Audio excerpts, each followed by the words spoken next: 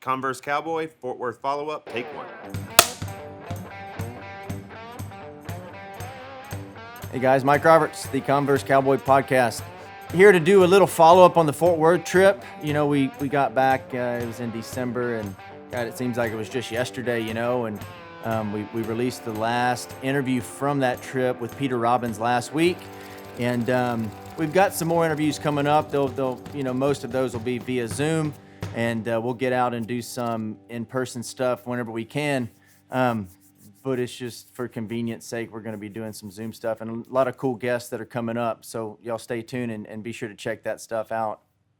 But today I wanted to just talk about and maybe revisit some of the highlights from the Fort Worth trip. That was a unique experience being there for a full week. We had 6 interviews in 6 days at the Schaefer Outfitter store.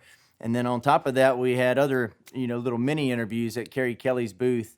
And I'd first like to say, man, I'm so grateful for those two guys, for Schaefer Outfitter and also Kerry Kelly for welcoming us in and, giving us a home for that week. So going into each guest, man, I learned so much from every interview that I do.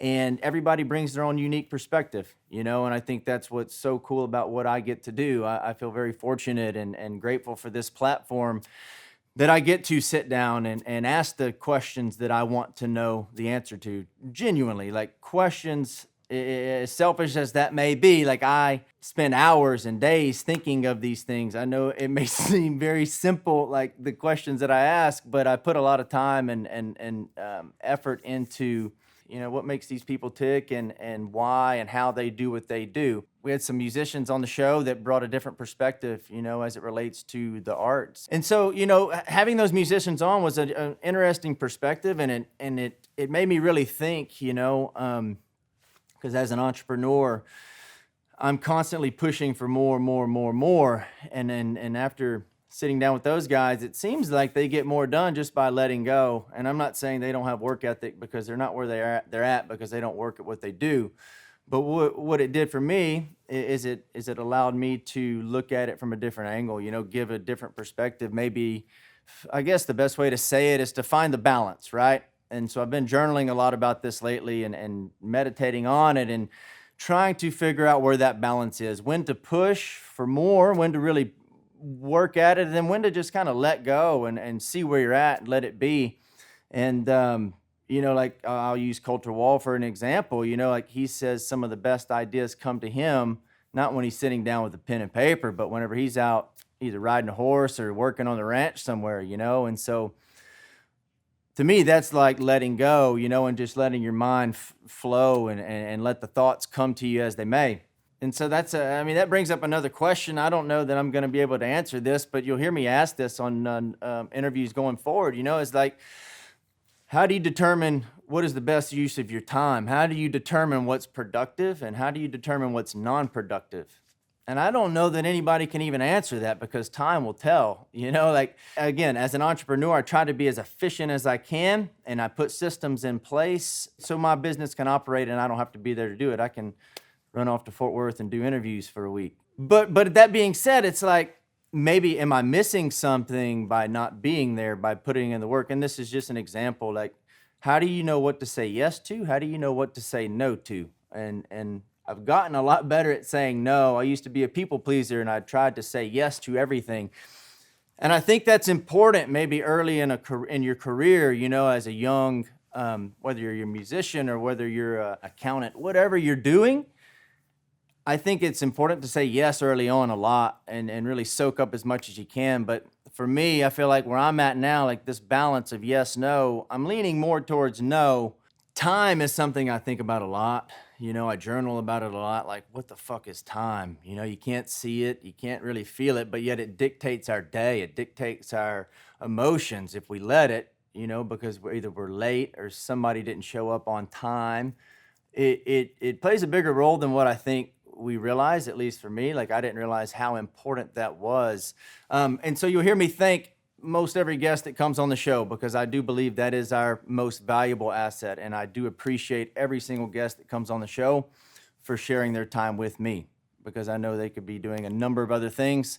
And so I really value that. So going back to the yes no thing, how do you know what to say yes to? How do you know what to say no to? For me, I really dive inward, and again, like I say no more now than I have in the past, just because I have a lot of shit going on and I'm being pulled in a number of different directions, and so I have to, and I may miss something, like by saying no to an event or no to an invitation.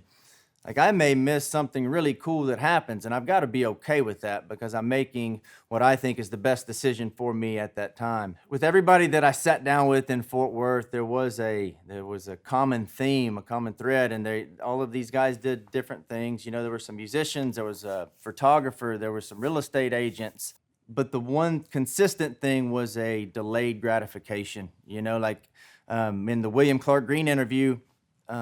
I believe it was his buddy Wade Bowen gave him some advice early in his career. He said, you've got to be willing to dedicate 10 years of your life to this and really not know if this is going to work out or not. So that to me is playing for the long game. That to me is delayed gratification. And I talk about this a lot. I may sound like a broken record, but I think it's important. Like when you combine a focused intent with consistency over time, you got to get fucking good. Like whatever you're doing, like you're going to get good whenever you combine those two things, and if you can have delayed gratification, if you're not looking for the instant result, and I am just as guilty as anybody else.